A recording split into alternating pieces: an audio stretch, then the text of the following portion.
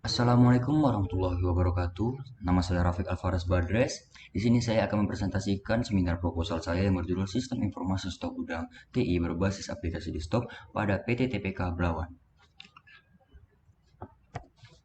Oke, yang pertama yaitu tentang latar belakang masalah. Latar belakang masalah ini saya bagi menjadi 3 bagian, yaitu sistem informasi pengelolaan data stok saat ini, dan yang kedua referensi, dan yang ketiga perbedaan dengan peneliti sebelumnya. Oke, saya mulai dari yang pertama, sistem informasi pengelolaan data stok gudang pada saat ini.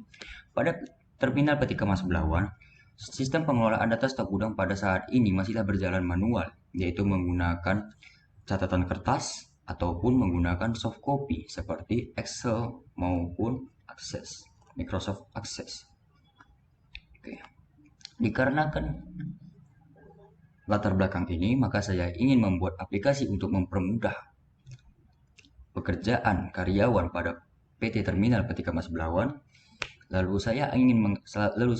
Untuk membuat aplikasi ini, saya mengambil referensi dari peneliti sebelumnya yang dilakukan oleh Hasan Hidayat dan Nur Rahmah. Pada penelitian sebelumnya ini, mereka membuat aplikasi desktop stok gudang yang dibangun menggunakan bahasa Visual Basic dan masih menggunakan database Microsoft Access 2007. Dengan menggunakan metodologi pengembangan perangkat lunak yang digunakan adalah metode SDLC, yaitu System Development Life Cycle. Oke, mari saya masuk ke bagian ketiga, itu perbedaan penelitian saya dengan penelitian yang dilakukan oleh Rahma. Perbedaannya ialah, menurut saya penelitian sebelumnya tidak efektif untuk di masa saat ini dikarenakan penelitian tersebut masihlah cukup rumit dan tergolong mahal dikarenakan menggunakan produk Microsoft. Dengan dibuatnya aplikasi sistem informasi stok gudang TI di TPK Belawan nantinya akan mempermudah dalam pencarian data barang yang masih tersedia di dalam gudang dan dapat mengetahui barang masuk dan barang keluar dari gudang TI. Oke, kita masuk ke bagian yang kedua, yaitu rumusan masalah.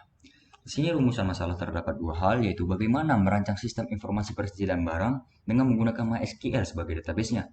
Dan yang kedua, bagaimana menerapkan sistem informasi persediaan barang MySQL agar semua pekerjaan yang ada di PT TPK Belawan dapat dilakukan secara efektif dan efisien. Oke, di sini saya menetapkan batasan masalahnya dari penelitian saya, yaitu perancangan sistem yang digunakan ialah menggunakan program berbasis orientasi objek, yaitu Java. Dan kedua, penerapan sistem menggunakan local server atau biasa kita sebut dengan local host. Lalu user sistem hanya admin yang memiliki hak penuh terhadap aplikasi tersebut. Dan aplikasi yang saya buat ini tidak membahas tentang sistem keamanan. Oke. Yang ketiga ialah tujuan penelitian.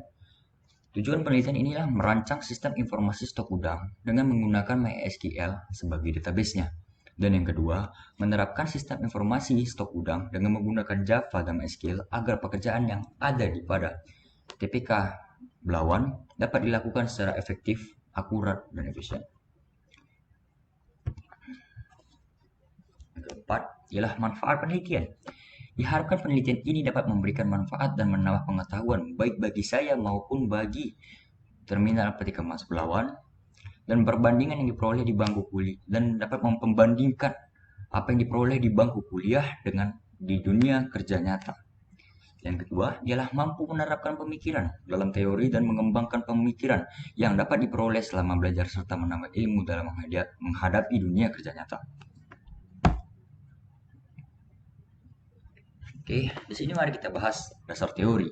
Yang pertama ialah pengertian sistem informasi. Sistem informasi adalah sebuah rangkaian prosedur di mana data dikelompokkan, diproses menjadi informasi dan didistribusikan kepada pemakai. Menurut Kadir pada tahun 2014. Kemudian desain aplikasi. Desain aplikasi ialah proses langkah-langkah untuk menyusun desain pembuatan program, termasuk struktur data, arsitektur, perangkat lunak, representasi akar muka, dan prosedur pengkodean.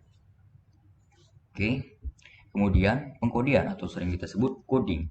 Tahap pengkodean dalam bentuk Untuk membuat aplikasi, pembuatan aplikasi merupakan tahap yang sangat penting dikarenakan jika gagal pada tahap ini, maka desain aplikasi yang kita buat tidak bisa berjalan. Oke, jadi pengkodian atau coding adalah memberikan kode atau tanda-tanda terhadap catatan observasi dari wawancara dan kuesioner beserta isi jawabannya. Lalu kita ubah coding tersebut menjadi berupa huruf atau maupun angka-angka maupun nomor menjadi sebuah logika yang diubah ke dalam bahasa program. Oke, yang keempat ialah MySQL.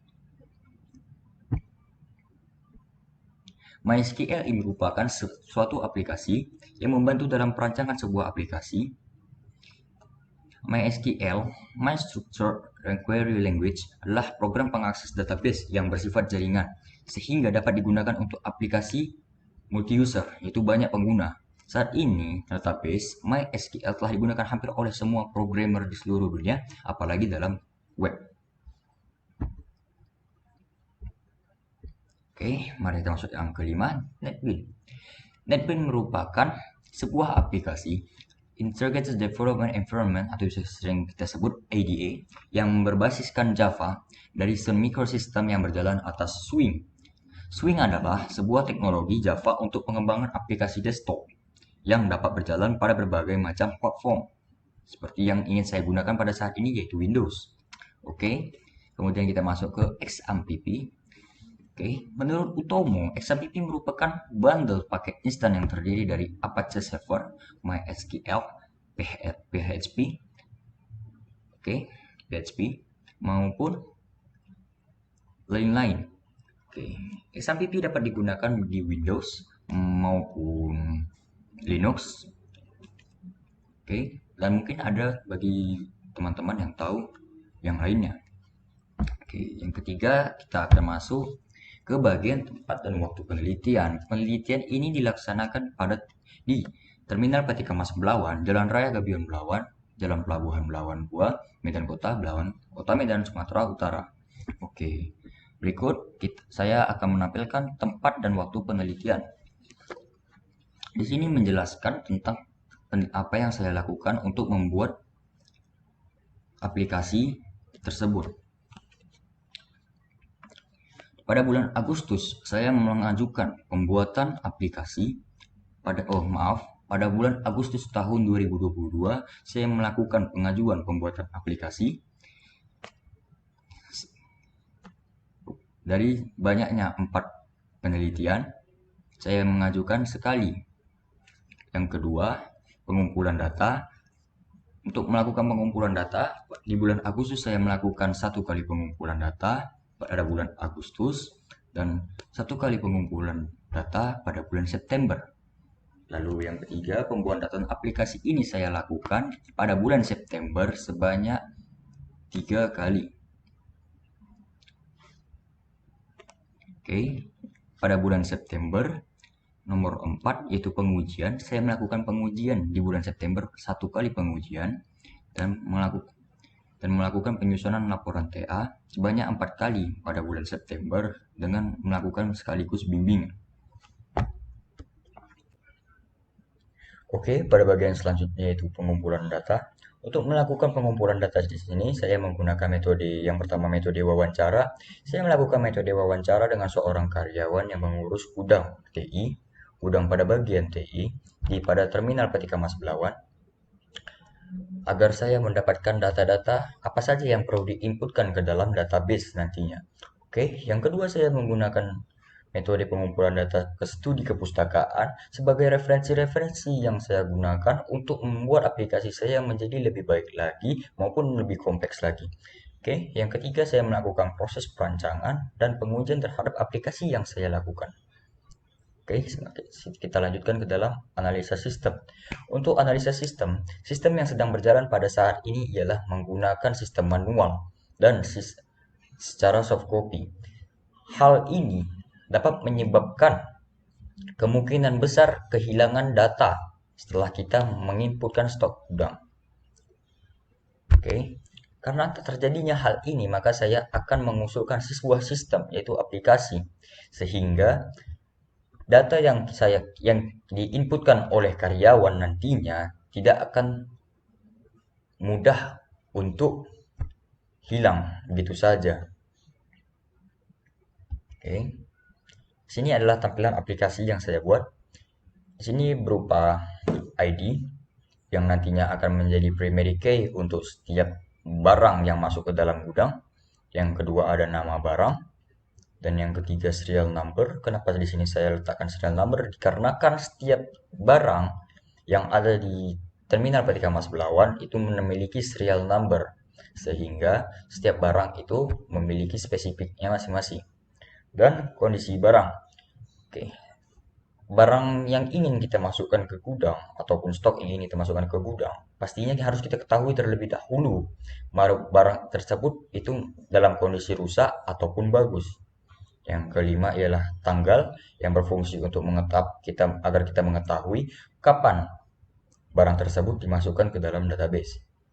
Oke, yang sekarang saya akan membahas yang di sebelah kanan yaitu button-button.